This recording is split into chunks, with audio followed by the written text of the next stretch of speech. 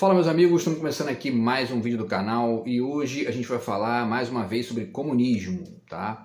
Tem uma fala aí rolando de um ministro chamado Josely Camelo, ele é presidente do Superior Tribunal Militar, ele está dando uma entrevista para a Rede Bandeirantes ali, ele faz um comentário sobre o comunismo, o fim do comunismo, se o Lula é comunista ou não, se o PT é comunista ou não, se existe comunismo no Brasil ou não, e a gente vai falar um pouquinho sobre isso aqui no vídeo de hoje, fazer alguns comentários sobre a fala dele, trazendo também a reflexão dos livros aqui, um pouco da história da filosofia aí, tá? Para a gente entender se procede ou não o que ele está falando ali, tá? Sob a nossa perspectiva. Então o título do vídeo é isso aí: Militar diz que não existe comunismo no Brasil. Não existe mesmo? Então vamos tentar entender isso aqui no vídeo de hoje, tá? Antes deixo com vocês aí mais uma vez a dica do meu novo livro de poemas, está aqui do outro lado de cá, quem quiser entrar em contato aí, furar esse bloqueio bizarro que eu sigo vivendo aqui, o zap está na descrição do vídeo e a gente tenta conversar a respeito aí, beleza? Então, pessoal, vou reproduzir rapidinho a fala dele aqui. Na verdade, é um trecho de 50 segundos ali que está no Instagram. Vou deixar o link para vocês aí da página Movimento Democracia, tá? E aí eu vou descrever, como eu sempre faço aqui, né? Vou descrever a fala dele e depois fazer alguns comentários, ponderando algumas correções, algumas questões aqui, tá? Então é o seguinte, então repetindo, o nome dele é Josely Camelo, ele é presidente do Superior Tribunal Militar, tá? Então ele está ali falando e tal, e ele diz o seguinte, ó: o mundo mudou, não há mais a divisão, o muro de Berlim já caiu há muito tempo, e não existe no Brasil essa ideia de que existe o comunismo acabou, né? Ele diz que o comunismo acabou. Para mim não existe comunismo, no Brasil não existe. E outra coisa, o presidente Lula é um sindicalista. Eu não vejo o presidente Lula, jamais o vi como um comunista, porque as pessoas têm uma mania de pensar que ser de esquerda é ser comunista. Isso não existe. Ser de esquerda realmente é querer um Brasil melhor, um Brasil mais solidário, um Brasil mais próspero, um Brasil que pense no mais pobre. É tudo isso que a esquerda pensa. Então, ser de esquerda não é ser comunista. E o comunismo, para mim, não existe no nosso país. Quer dizer, então a opinião dele é essa aí, tá? Para ele não existe comunismo, o comunismo acabou, né? No Brasil não existe comunismo. Agora, existe um monte de problema na fala do nobre aqui, Josely Camelo, tá? E vamos tentar ponderar algumas coisas aqui, porque nitidamente ele não leu o manifesto, e, enfim, e ao mesmo tempo ele está reproduzindo, apesar de ser uma visão nitidamente melhor do que a alienação radical aí do bolsonarismo, né, que fica vendendo a ideia de que o comunismo seria, né, enfim, uma espécie de plano maligno para destruir o mundo, para acabar com a liberdade, etc. e tal. Quer dizer, é uma visão muito mais, né, muito menos ingênua, muito menos alienada do que essa visão dos bolsomínios, dos bolsonaristas, do Bolsonaro, da sua patota. Porém, tem uma série de problemas na fala dele aqui que a gente vai tentar ponderar, e esse aqui é o tema do vídeo de hoje, tá? Então vamos começar comentando alguns detalhes aqui. Primeiro ele diz, né, que o mundo mudou, não há mais a divisão, o muro de Berlim já caiu há muito tempo, etc. e tal. Já deixo para vocês aqui, mais uma vez, essas duas dicas aqui, porque é a partir desse registro teórico, dessas modificações teóricas que vem acontecendo no mundo aí, que eu estou lendo essa questão capitalismo, comunismo, etc. e tal, tá? Então, Edgar Morin, Introdução ao Pensamento Complexo, está aqui, certo? E esse outro livro dele também aqui, que se chama Ciência com Consciência.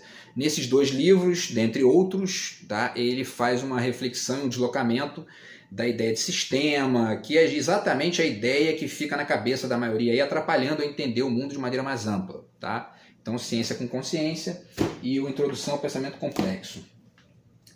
E por que eu estou dizendo que atrapalha? Porque é facílimo de entender isso.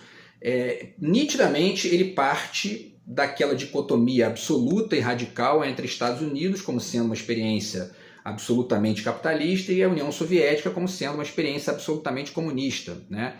E ignora uma série de elementos intermediários e, enfim, no entremeio desses dois extremos, que, de certa forma, nunca existiram, né? Porque, né, quando a gente lê o Marx, a gente percebe no Manifesto Comunista que ele não está aí sugerindo nada do tipo que aconteceu na União Soviética, nem na Coreia do Norte, nem em Cuba, nem em lugar nenhum, nem no leste europeu, enfim. E os Estados Unidos estão longe de ser uma sociedade pautada pelo livre mercado, capitalismo como o fim da história.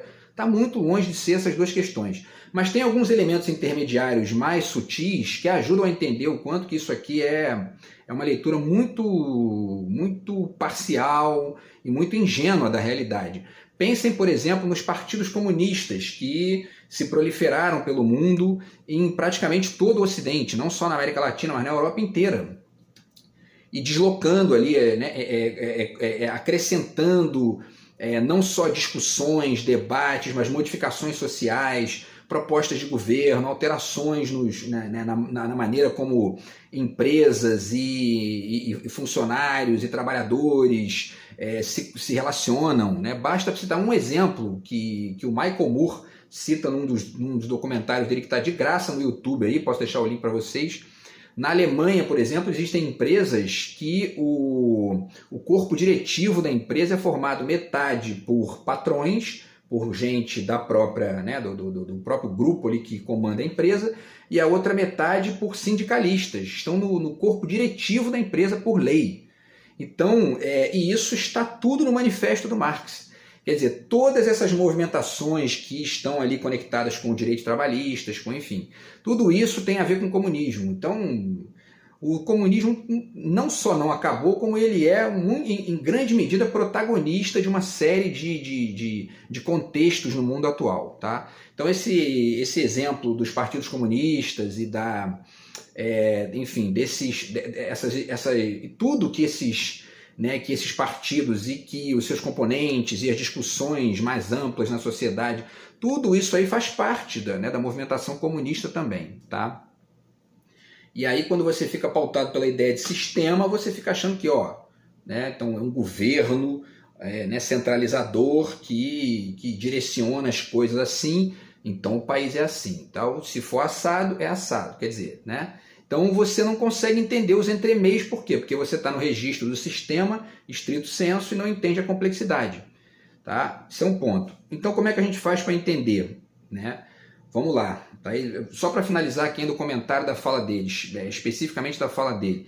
Ele diz que o Lula é um sindicalista, o sindicato é uma contribuição das movimentações comunistas do mundo, daquilo que o Marx chamou de comunismo lá, que é justamente isso, né? Minimizar o poder dos empresários, dos patrões, aquela coisa muito vertical, que no limite gera, aí a gente está, né, com recorde de trabalho semi-escravo aí, porque se você não coloca ali uma regulação, não cria mecanismos para proteger os mais fracos, né, a maioria desses que estão lá em cima com muito poder, né, enfim, escraviza os outros.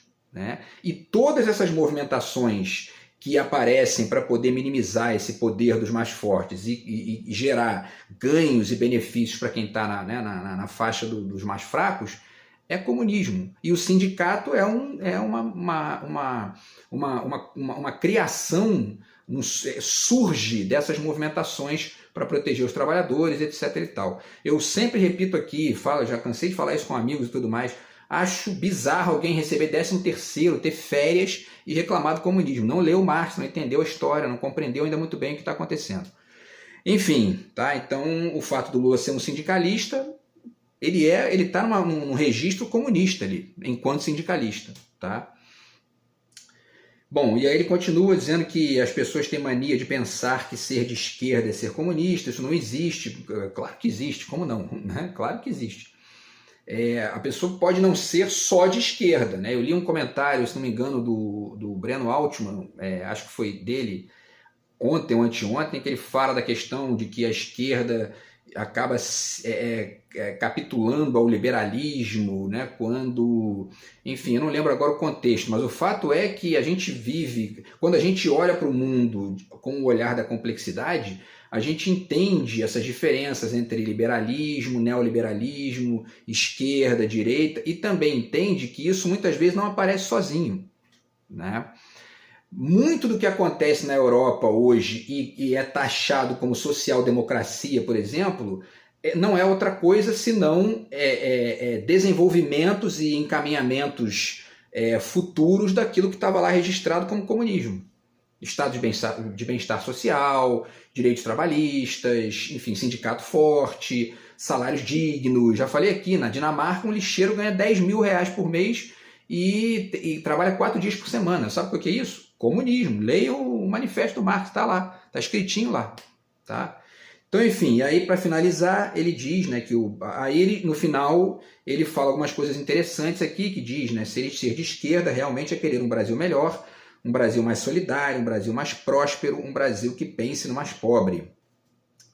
E é tudo isso que a esquerda pensa, né? Então, enfim. E aí existem também, a gente tem que considerar que existem certas movimentações dessa ideia do comum que acabam, enfim, né, vazando para experiências ditatoriais e tudo mais. Agora, novamente, se temos aqui o Manifesto do Marx, ele em nenhum momento ele cita isso ali como, enfim, como horizonte do comunismo, né? Que vai chegar um momento que vai ter que ter uma ditadura lá, um autoritário. O Kim Jong-un, por exemplo, não se enquadra em nenhum elemento aqui do Manifesto do Marx, né? Então, enfim, esse é um ponto para a gente finalizar aí, tá?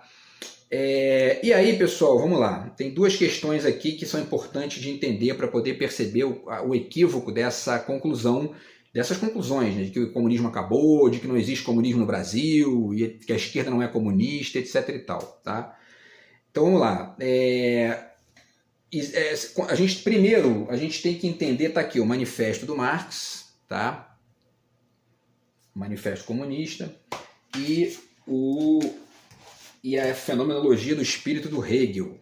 Isso aqui é para maratonistas, certo?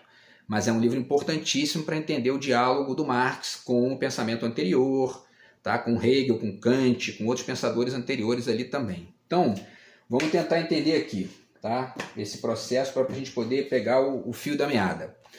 O Hegel, de novo aqui, né? Vou falar segurando aqui a fenomenologia. Esse livro aqui, o Hegel sugere que, né, enfim, é um livro que eu demorei 1 ano e pouco para terminar de ler, é um livro gigantesco, difícil pra caramba, mas enfim, se a gente quiser resumir isso aqui, ele diz que o caminho do espírito humano para uma evolução, para um progresso, passa pela reflexão dialética de várias figuras do pensamento humano. Então ele vai falando da história, vai falando, enfim, né, de uma série da arte, de uma série de coisas, da política, até chegar no Estado, e no final ele diz que existe uma figura para finalizar esse processo aí, que seria uma síntese definitiva, que ele chama de sujeito absoluto. Tá? E esse processo, pelo nome já diz, né, esse espírito aqui é mente. Então isso aqui está conectado com a mente da gente, esse processo se daria na mente, e é justamente um processo que começa lá na consciência de si, vai, né, caminhando até chegar no sujeito absoluto. É um processo que é nitidamente, na proposta dele, na leitura que ele está fazendo ali, da necessidade né, das pessoas ampliarem o raciocínio e tudo mais, é um processo de tentativa de escape da alienação, certo? Então, e é um processo histórico, tá? O Marx olha para isso e começa a ponderar o seguinte, ó, o Hegel está muito preso nessa coisa de mente aí, pô. A gente tem que entender aí que o mundo também tem as produções materiais, as relações de produção materiais e tudo mais. Sim, só para finalizar a explicação do Hegel, esse processo que, né, de evolução das figuras vai se dando a partir de uma coisa que eles chamam de dialética, que é justamente isso, a tese, você ali apresenta uma antítese e produz uma síntese, e assim essa síntese é uma nova tese, e assim sucessivamente. Tá? Isso aí na mente, né? E a partir dessas figuras que são, como eu falei, a história, a arte, a consciência de si, blá blá blá, beleza? E aí o Marx diz, ó, tem que alterar isso aí, porque isso não enxerga tão bem certas coisas aqui, e a gente precisa mudar essa dialética do Hegel pelo materialismo dialético, ou seja, tentar olhar para o mundo a partir das relações de produção. Por quê? Porque essa tal dialética aí que ele diz, nesse âmbito das relações de produção, se dá a partir do confronto da tal, como ele chama, luta de classes. E aí então tem o feudalismo, de dentro do feudalismo, daquela coisa dos nobres parasitas, começa a surgir como figura de oposição a isso os burgueses, os comerciantes, que aos pouquinhos se transformam nos burgueses, Revolução Industrial, etc. e tal, e aí muda a história, né? Acontece uma síntese ali. E aí essa síntese gera uma nova luta de classes, que agora passa a ser o quê? Os donos do meio de produção de um lado e os trabalhadores de outro. Então, existe uma modificação de contexto aí, e isso está no início do Manifesto do Marx. Já falei aqui, ele diz na página 17 o seguinte: essa organização dos proletários em classe, luta de classes, portanto, e com isso em partido político, pode ser destruída em qualquer momento pela concorrência entre os próprios trabalhadores. Porém, ela ressurge sempre mais vigorosa, mais firme, mais poderosa. Ela força o reconhecimento dos interesses específicos dos trabalhadores na forma de leis, na medida em que eles se aproveitam das divisões entre os burgueses. Assim ocorreu, por exemplo, quando foi aprovada a limitação da jornada de trabalho em 10 horas na Inglaterra. Tá? Então, pessoal, essa movimentação, tá? Essa evolução que o Hegel considerava um trabalho da consciência, o Marx está ponderando que é um trabalho ali conectado não só com a cabeça da gente, mas com as relações de produção que ele bota no protagonismo da coisa. Tá? Obviamente tem muito mais detalhe aqui, eu estou apenas resumindo aquilo que é mais importante para deslocar esse mito de que o comunismo acabou e etc. e tal.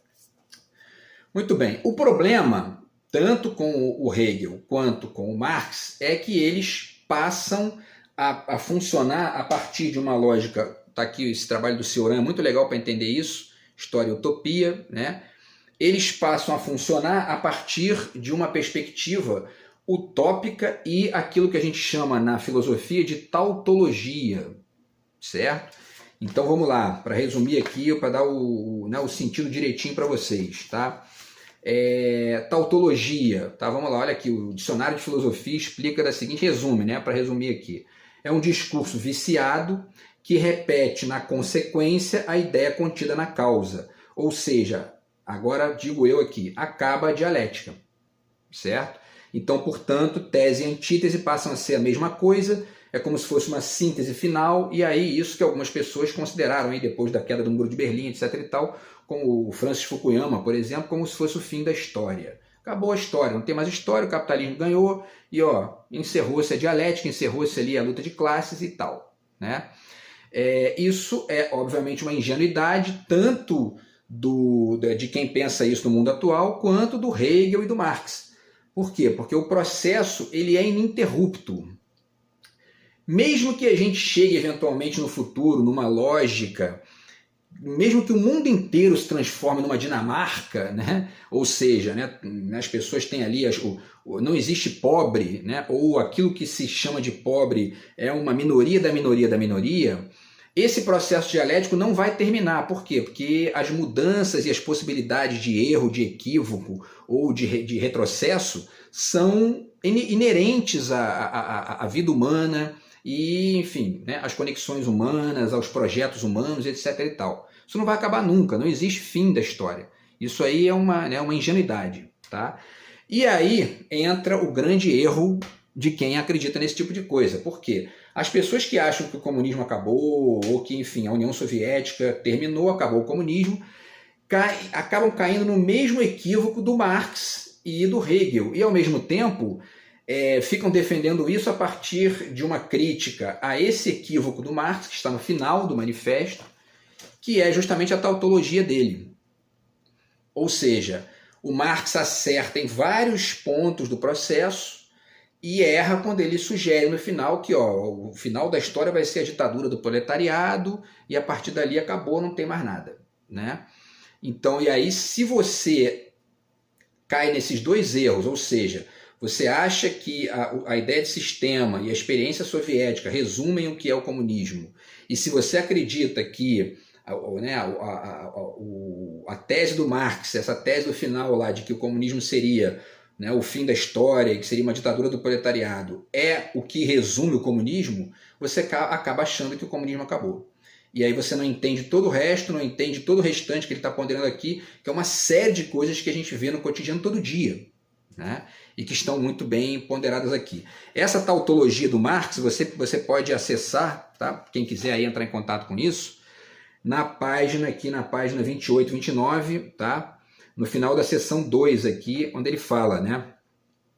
Ele finaliza: no lugar da velha sociedade burguesa, com suas classes e seus antagonismos de classe, surge uma associação em que o livre desenvolvimento de cada um é pressuposto para o livre desenvolvimento de todos. Seria esse fim da história, tá, da ditadura do proletariado. Esse é o equívoco do Marx, certo?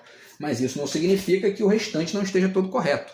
Ou todo, né, não é o caso de dizer, mas grande parte do que ele pondera ali, especialmente em relação a essa luta de classes e esse antagonismo, tese, antítese, esse antagonismo dialético que acaba, que está o tempo todo em guerrilha, né?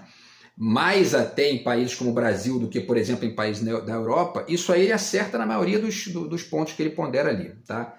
E aí, pessoal, vamos lá, tá? Continuando a reflexão aqui.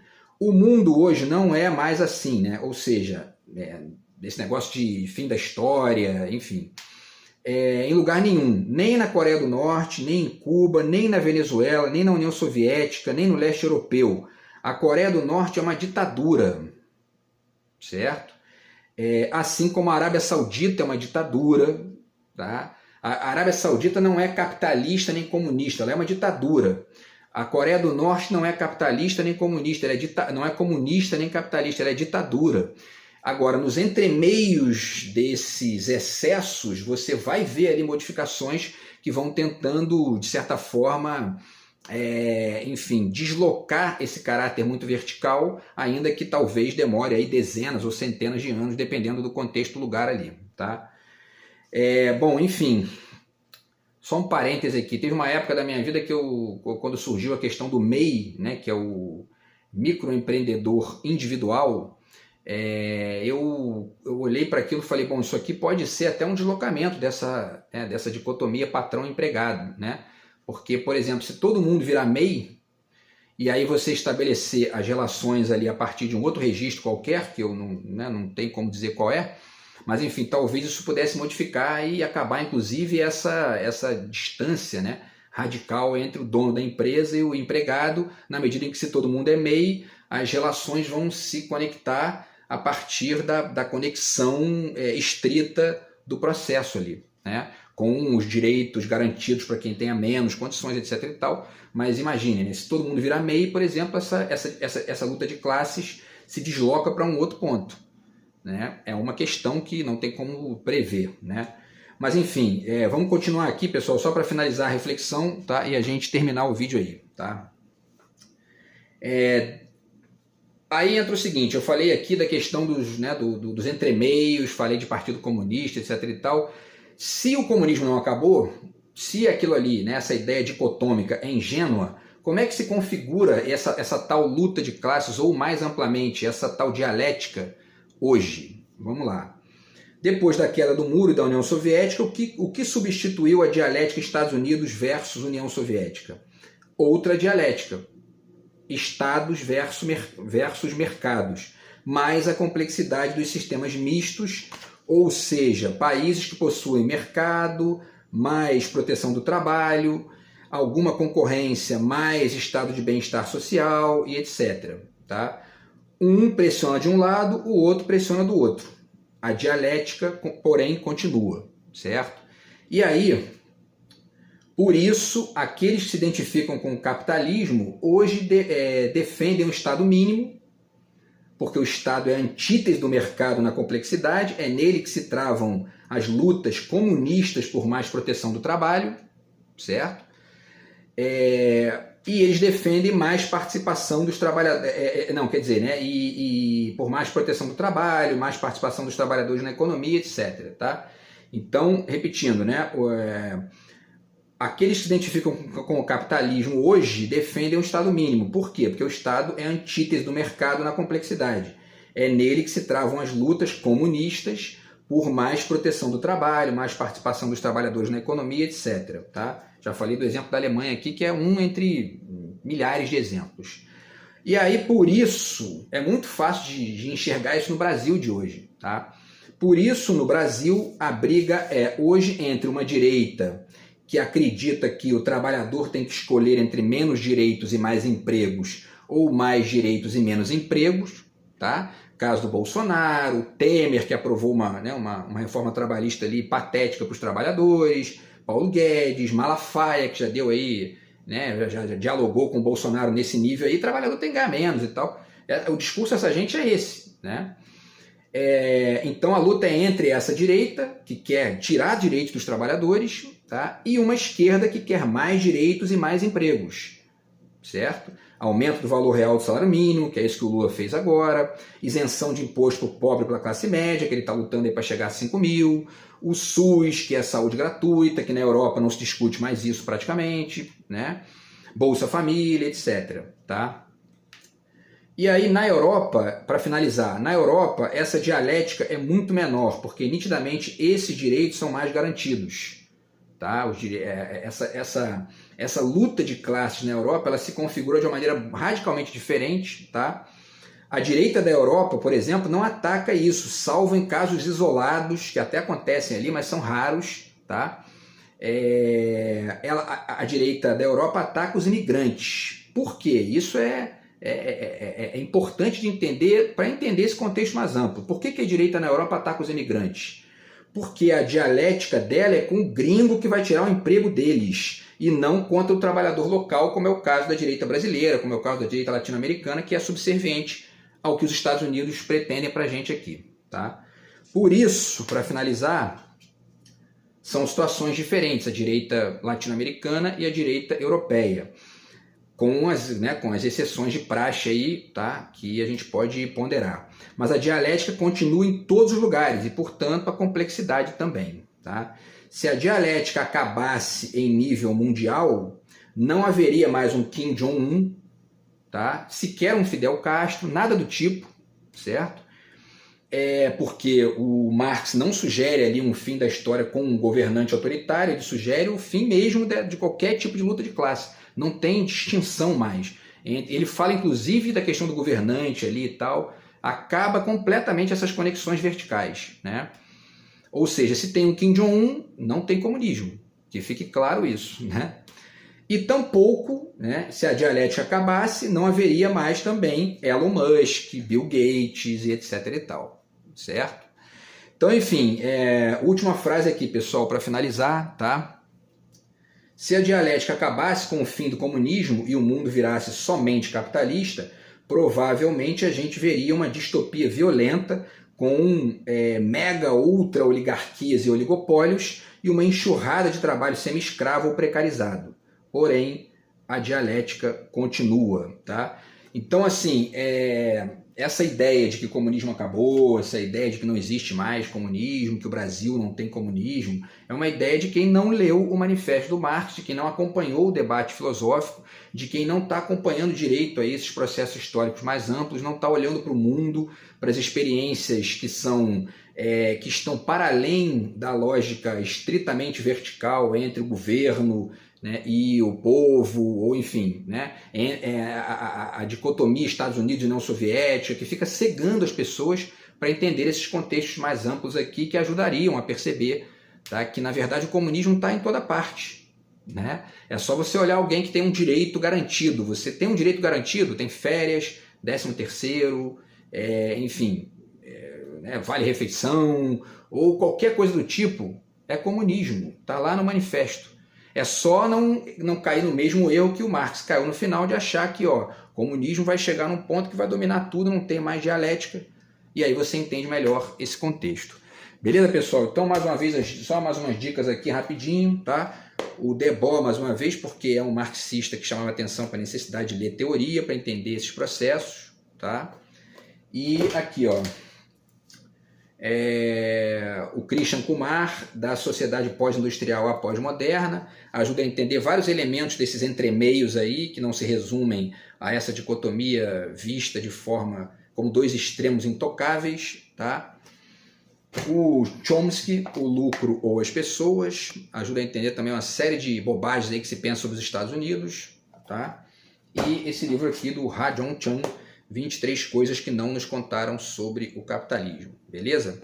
E obviamente leiam também o manifesto, né? Se você tiver muito fôlego, leiam a fenomenologia do Hegel, porque vai ajudar você a entender melhor esse contexto aí e não acreditar nessas ideias de que o comunismo acabou, a esquerda não é comunista. É sim, é comunista sim também, Mas não é só, pode ser comunista, liberal, enfim, uma série de outras coisas ao mesmo tempo aí, porque o mundo é uma complexidade, não cabe na ideia de sistema, nem nesses reducionismos aí, beleza? Então a gente se fala no próximo vídeo do canal, grande abraço, tamo junto, fui.